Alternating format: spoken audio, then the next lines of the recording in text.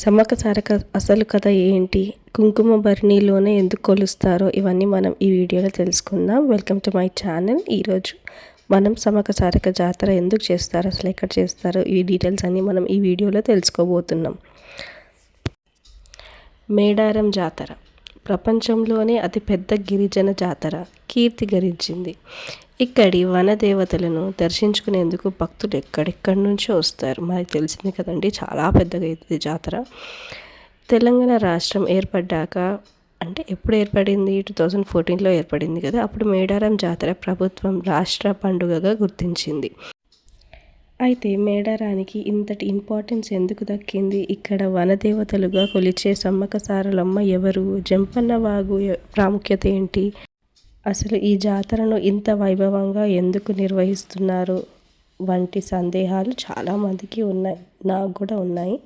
ఈ వీడియో ద్వారా నేను మీ సమాధానాన్ని చెప్తాను. మేడారం సమ్మక్క సారలమ్మ వనదేవతలుగా కొలిచేందుకు కారణాలు విశ్లేషిస్తాం. ఓ కథ. పూర్వం కోయదొరలు వేట కోసం అడవికి వెళ్ళిన సందర్భంలో అక్కడ వారికి పెద్ద పులులు కాపలాగా మధ్య ఒక పసిపాప కనిపించింది. ఈ వీడియోలో కనిపిస్తుంది ఎంట్రీ అండి, మేడారం ఎంట్రీ. ఇది మేము వెళ్ళినప్పుడు ఒక సుమారు నాకు తెలిసి 12:30 అలా అయ్యుండొచ్చు.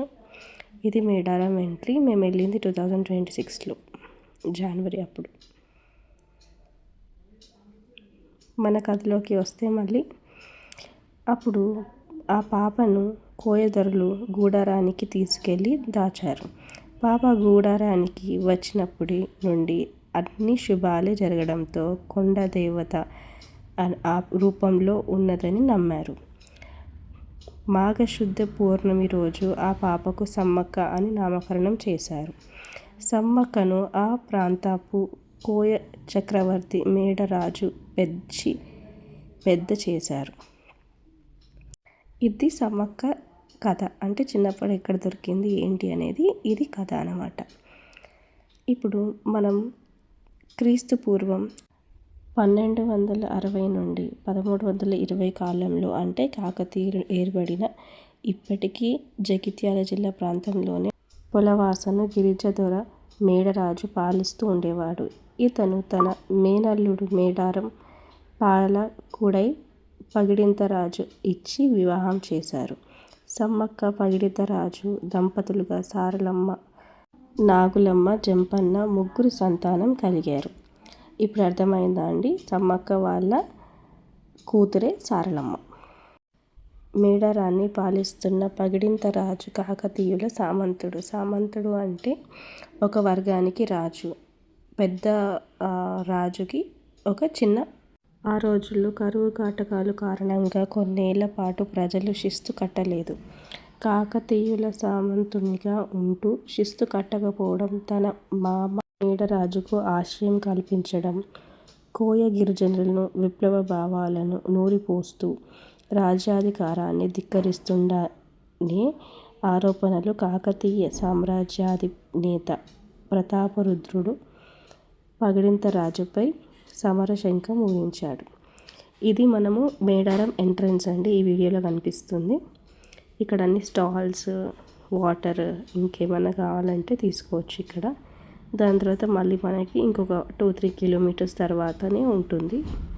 సో మేము ఇక్కడ ఆగి స్ప్రైట్ కొంచెం ఫ్రెష్ అప్ అయ్యి స్ప్రైట్ తాగి ఇంకేమన్నా పిల్లలకి ఏమైనా కావాలన్నా తీసుకొని మళ్ళీ స్టార్ట్ అయిపోయాం.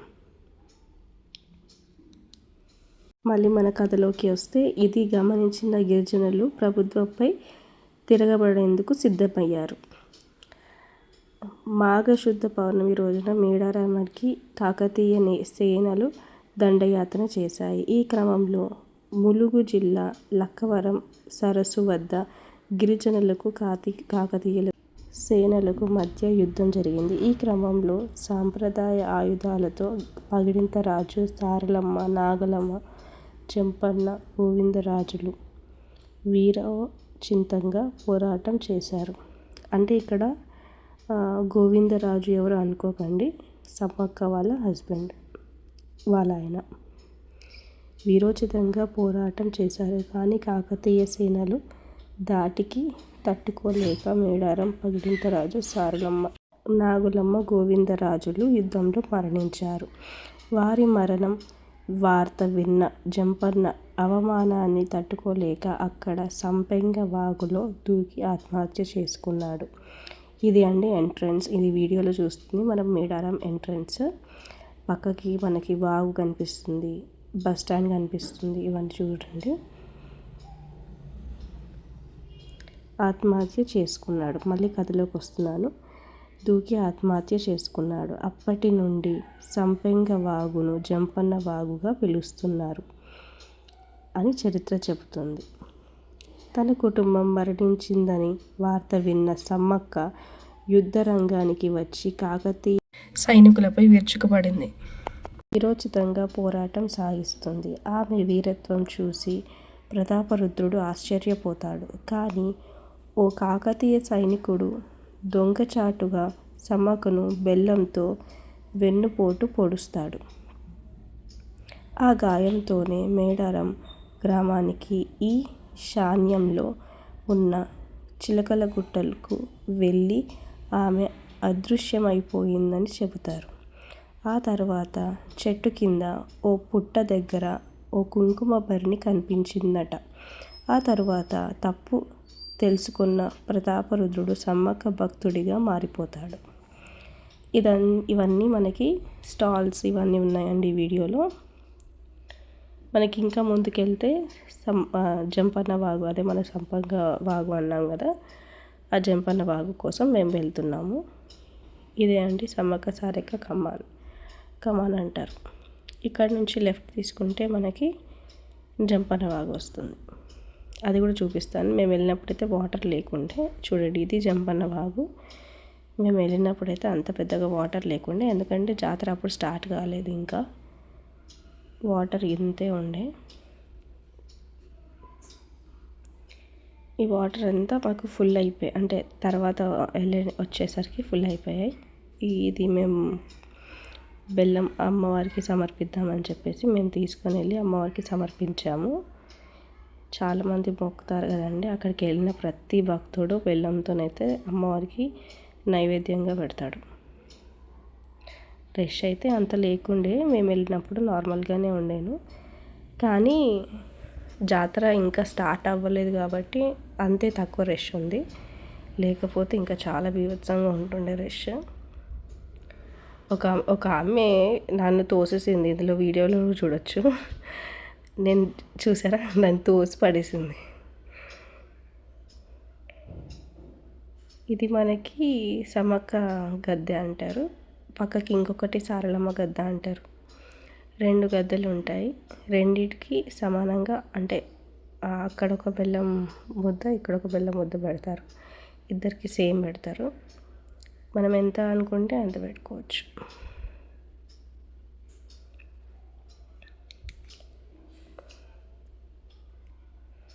తిరిగి కథలోకి వస్తే, కొంతకాలానికి ప్రతాపరుద్రుడు కోయరాజులను కట్టాల్సిన కప్పాన్ని రద్దు చేసి సమ్మక్క భక్తుడై కానుకలు సమర్పించాడు.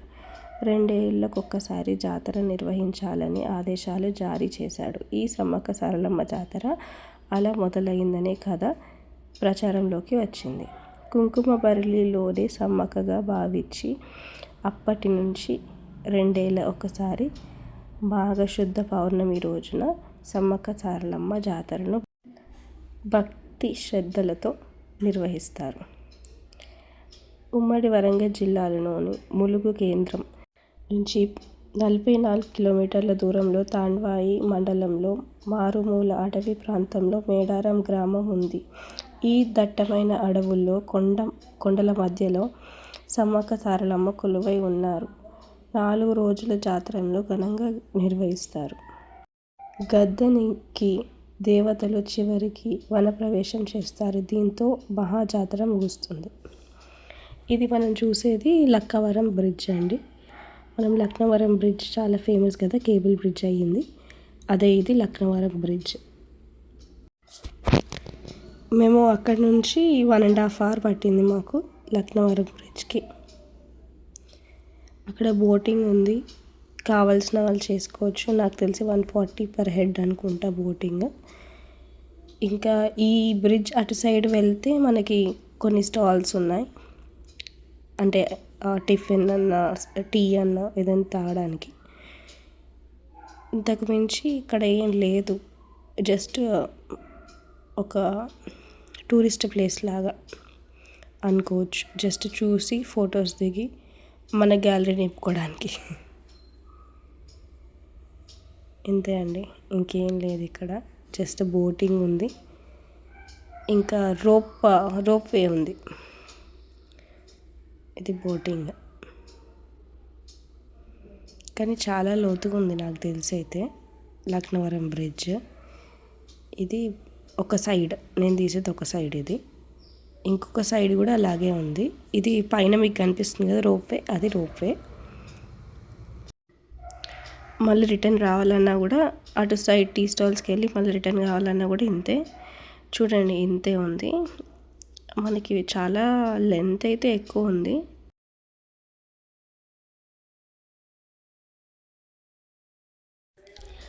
మరి బెల్లం మనం ఇంటికి తెచ్చుకోవాలి కదా, ఇంటికి తెచ్చుకొని మేము కూడా పూజ చేసామండి. మేము ఈ బెల్లం అన్ని తెచ్చుకొని పూజ చేసి అమ్మవారికి కోడిని కోసి మేము కూడా నైవేద్యంగా పెట్టుకున్నాము ఇంట్లో. ఇది కొన్ని టిప్స్.